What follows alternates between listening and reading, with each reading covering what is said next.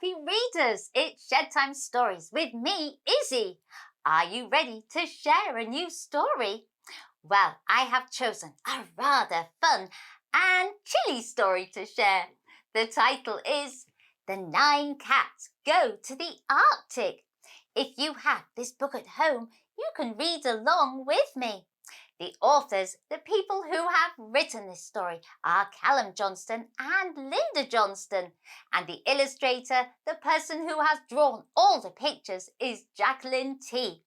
Now, the 9 cats are the best of friends, and they've spotted a mist in the garden and are rather curious as to what it is. Shall we read and find out what happens? The 9 cats go to the Arctic. Once upon a time, there were 9 cats called Poppy, Molly, Daisy, Millie, Milo, Monty, Charlotte, Stella and Tiger. Today they were playing in a meadow close to their house. The sun was shining and they were enjoying feeling the warmth from it. Suddenly, Poppy stopped and said in a shocked voice, "Look, there's mist rising from the ground over there." Everyone looked to where she was pointing, and they couldn't see their house anymore because the mist was so thick. Molly exclaimed, "What is that?" She ran towards it and, before she knew it, she was in and nowhere to be seen by the rest of the cats. Everyone shouted, "Molly!" but there was no reply. Milo piped up, "Do you think she's maybe slipped and bumped her head and fallen unconscious? I'll look behind the mist and see if she's there." Milo ran over and disappeared into the mist. "Milo!" shouted Charlotte, but there was no reply. "Right, everyone," said Monty. "Something is wrong here. We need to go towards the mist and find our friends." Everyone agreed, and they all held paws and ran into the mist. They now found themselves in a big, clear, icy kind of bag. "What is this?" exclaimed Tiger. "It's so cold, it's making me shiver." His teeth were chattering with the extreme cold. "It's like some sort of icy bubble," said Monty. "We seem to be dropping. Look, I can see Milo and Molly on that fluffy white stuff." The bubble came down and bounced a couple of times on the white ground before stopping. "Where on earth are we?" asked Tiger. Molly and Milo had joined them now. "I think we're in the Arctic," said Monty. "I've seen it on the television." The next thing they saw were 3 strange-looking animals waddling towards them. They had white bodies, black heads, and black sort of wings.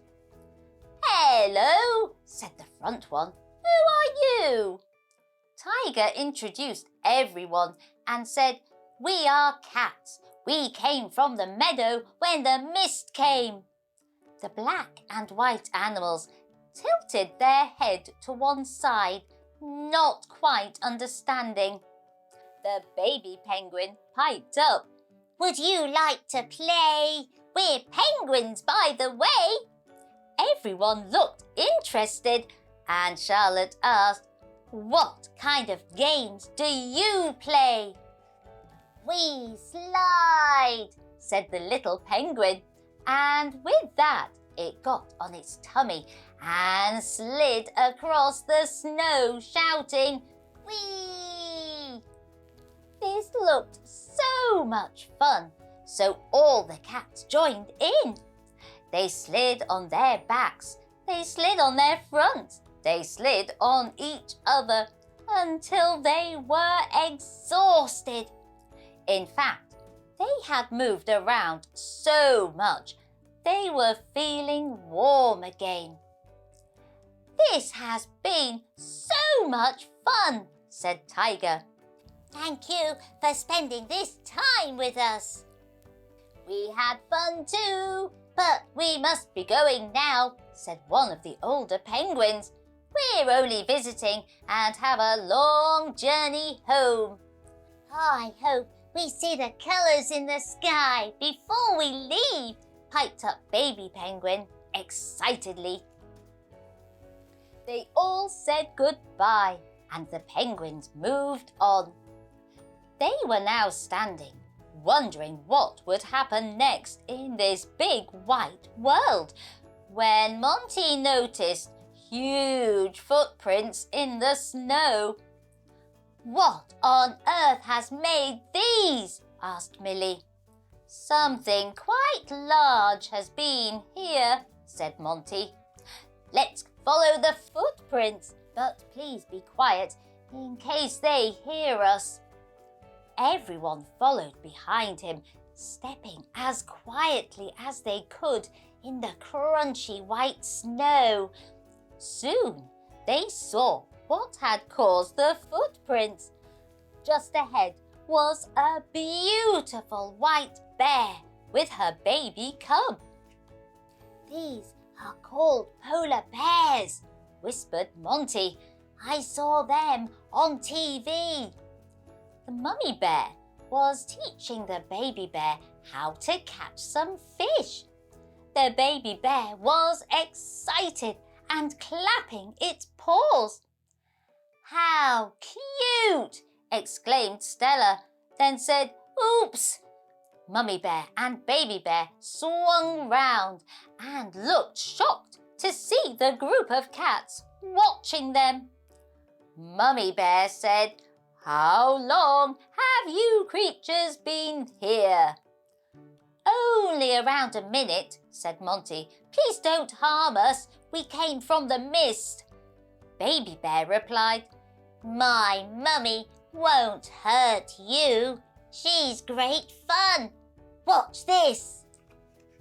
He jumped on Mummy bear's back. Mummy bear began to run back and forth and round in circles on the snow. Baby bear shrieked with laughter. "If you want a shot, climb on before I become exhausted," laughed Mummy bear.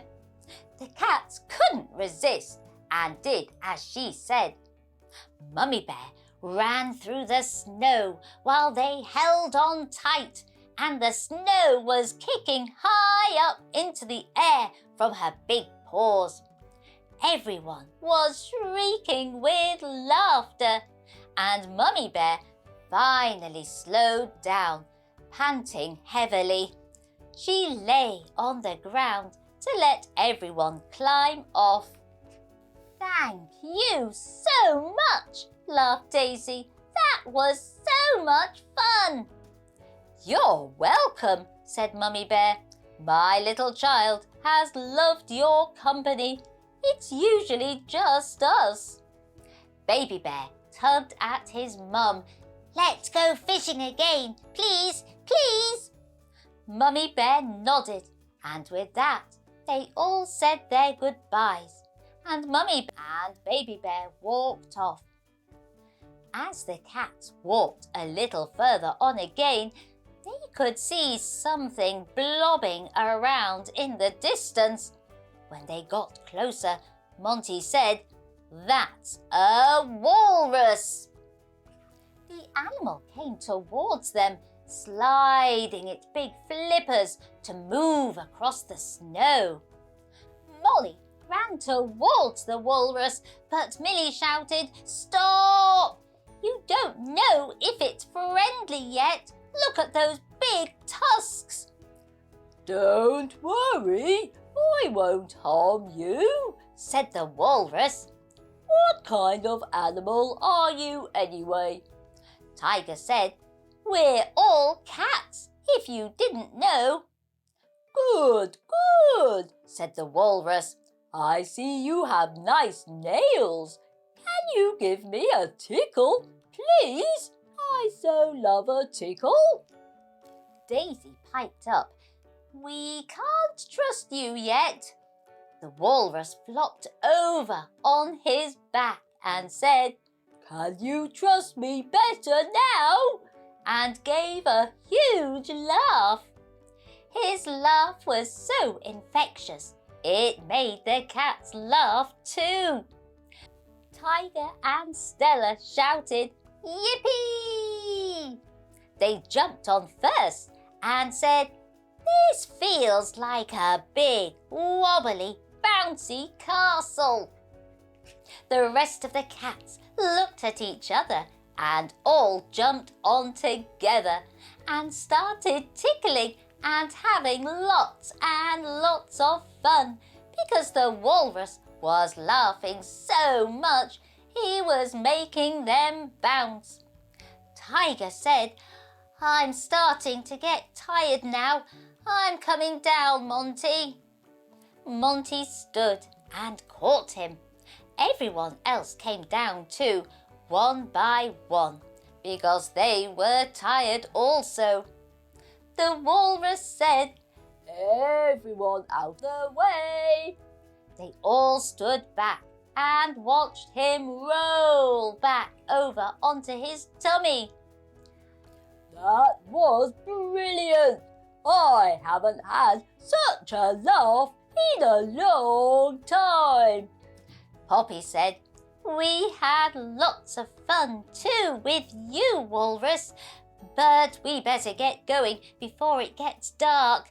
We have to find the mist again to get home." Everyone said their goodbyes, and all the cats walked on further. It was starting to get dark now, and they were worried that the mist was never going to come back again. They just kept walking, hoping something good would happen. They started to see an ice structure up ahead. Monty said, "I think that might be some sort of igloo. I think I saw them on the television." "What's an igloo?"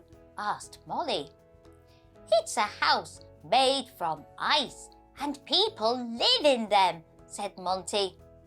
All the cats looked shocked at this, and Monty said, "Come on, let's see if there's anybody home."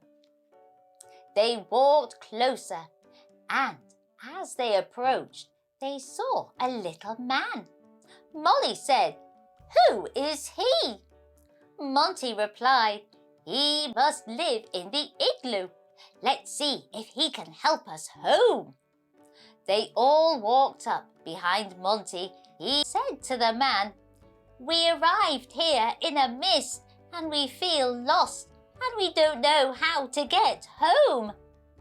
The man looked at them. "I do know what you're talking about, and I may be able to help, but you're in time to see a spectacular sight soon.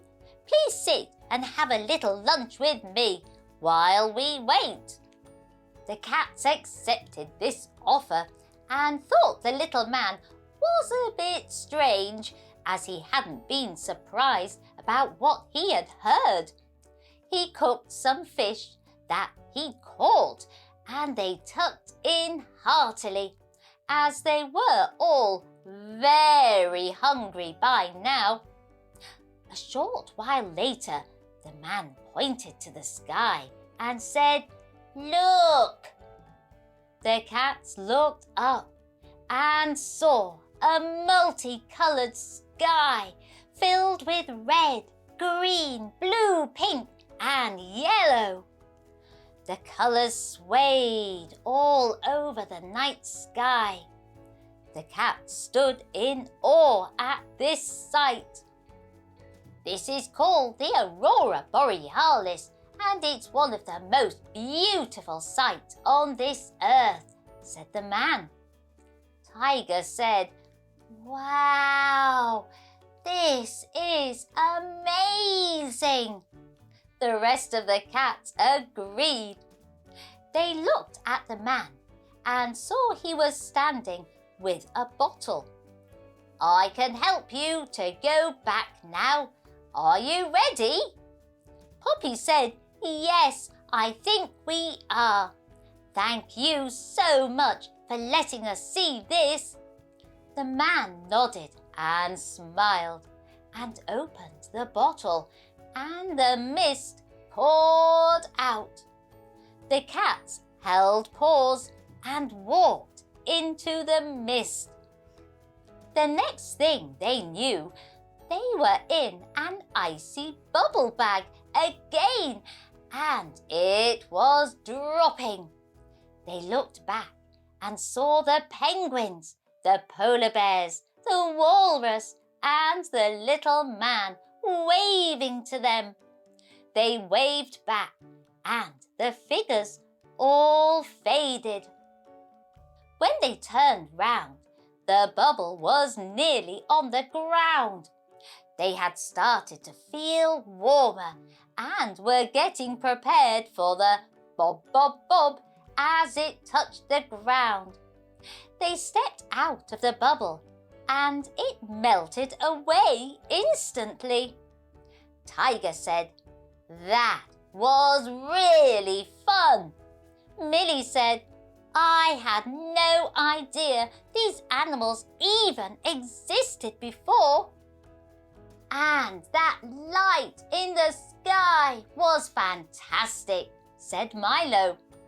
What an amazing day, cried Daisy. Molly said, I enjoyed every single part of it, apart from the bit when I got into an icy bubble on my own. Yes, that would be scary, said Stella. Thank goodness you have such good friends who would never leave you on your own. Everyone hugged and headed back to their own garden.